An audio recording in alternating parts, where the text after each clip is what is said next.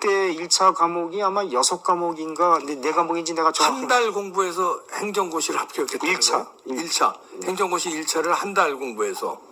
근데 그때 사정을 보니까 자기 말로는 물론 숨겼지만 세무공무원을 하고 있었고 퇴근 후에는 마을 처녀 권장식으로 8개월간 집요하게 쫓아다녔다고 하니까 그 사이에 공부는 언제 해서 한 달 동안에 아니 하루에 1차 시험을 합격했냐? 하루에 30분이라도 공부할 시간 날까요? 아니 낮다고 칩시다. 네. 뭐 잠을 뭐 거의 안 자고 해. 그래서 한 달 만에 한 게 천재인가요? 아니 근데 또 다른 이제 유시민이 또 받아 적은 글에는 네. 별 기대를 안 하고 쳤는데 합격을 했다 또 이렇게 나와요. 네. 그러더니 더 웃기는 거는 사람이 1차 합격도 고시는 어떤 것도 쉬운 건 없거든요. 그렇죠. 그럼 1차 합격하면 2차 준비를 해야 되잖아요. 네. 근데 행정고시 1차를 합격하니까 용기 100배 하여 네. 사법고시로 목표를 바꿨다고 했어요. 사법고시로. 그래서 그러니까 71년 6월부터는 그러니까 1차만 합격하고 그다음에 사법고시를 바꾼 거예요. 2차 안 보고. 예. 이것도 좀 이상하지 않습니까? 1차가 아깝지 않습니까? 그러네. 그러면 그러니까 이런 2차, 3차 떨어져서 바꿨나? 그건 아니요. 떨어져. 자기 스스로 합격 수기에 1차를 합격하니까 용기 100배 하여 사법고시로 바꿨다 이렇게 했어요. 그래서 그렇게 되면 71년 6월서부터 사법시험 공부에 들어가는 거거든요. 예. 그런데 그 당시에는 전부 1차를 1월 달에 치고 사법시험은 2차를 2월 달에 쳤어요. 네. 그러니까 72년 1월 달에 네. 사법시험 1차를 쳐서 합격을 했어요. 그런데 자기 말로는 9월부터 본격적으로 했다고 했거든요. 공부를. 네. 6월부터 했는데 9월부터 그래서 저는 이걸 어떻게 해석했냐면 9월부터 본격적으로 해석한 걸 그때 세무공무원 사표 낸 걸로 저는 해석을 합니다.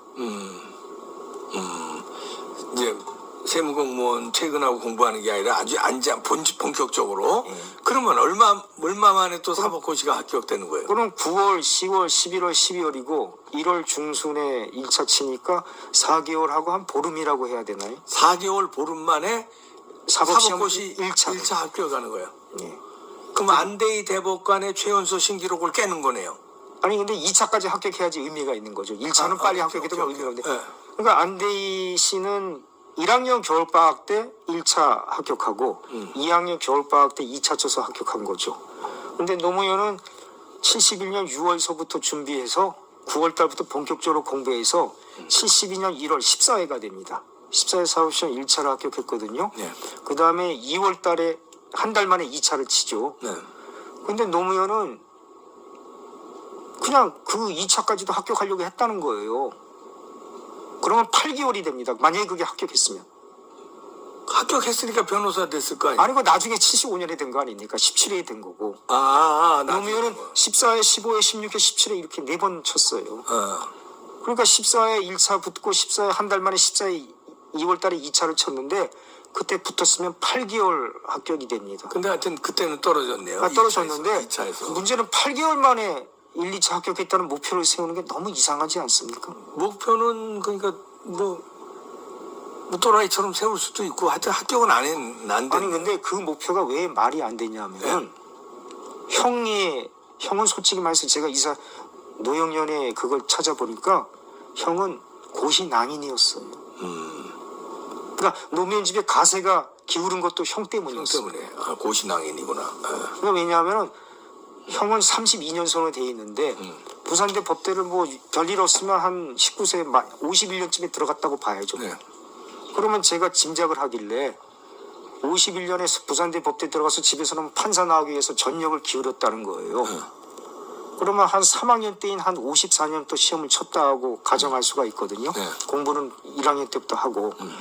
그런데 이 사람이 결국은 67년에 5급 세무공무원이 돼요. 35세 나이에.